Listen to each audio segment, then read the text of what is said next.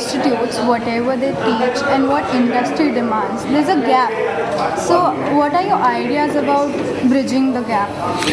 See, we must realize that when industry demands something, they are looking for instant solutions because they are running on day-to-day basis. They have profits and losses happening, and they want somebody who can hit the ground running and provide solutions.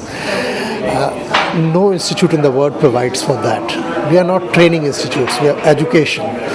We educate people so that they can adapt to various conditions and various requirements. So this gap is going to remain. However, those industry people who understand that this gap is for them to fill in would benefit. Those who keep asking for more are perhaps would learn it the hard way. So how do we basically enhance the skill of students? Like every student is different, and all the institutes are not that good as providing, the finishing to all the students. This is the beauty of design education, that every mind is different, and to the same problem, each mind would come up with a new solution. If they were all the same, then they would all be doing the same thing. We don't want that. So design education that way welcomes this, that each student should be able to come up with a new solution.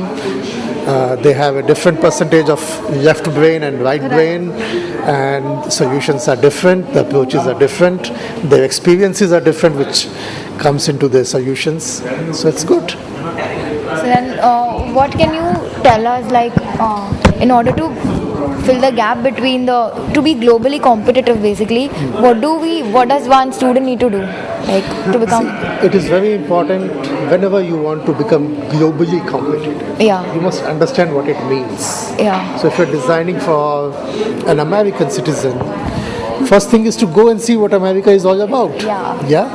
We in India, we have bright colors, bright oranges, pinks, blues. Yeah. If you wear that and go out in the street of New York, I can see you from a mile and a half.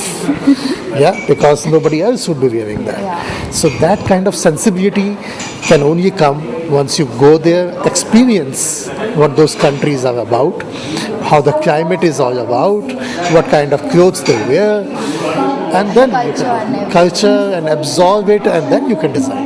Yeah. So something about near future, like what will you like to advise, like, See, in the near future?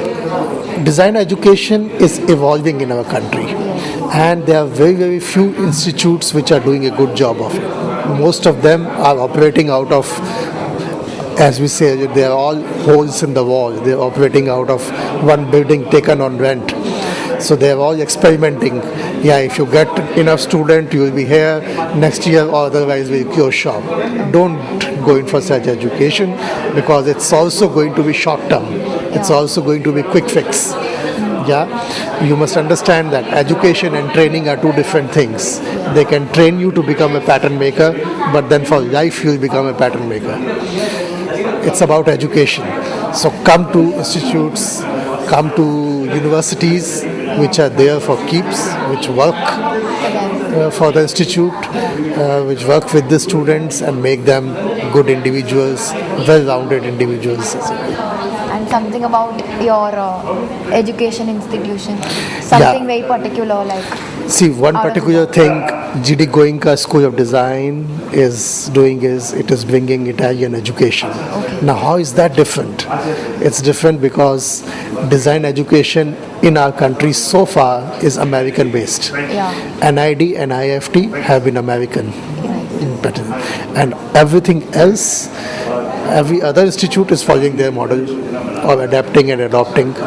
So we are bringing in for the first time the Italian model. And in spite of so many centuries of work, Italians remain on top. They're still number one. The fashion still starts from Milan, right? Everything. So I think this is going to be something very fresh, very different, very new.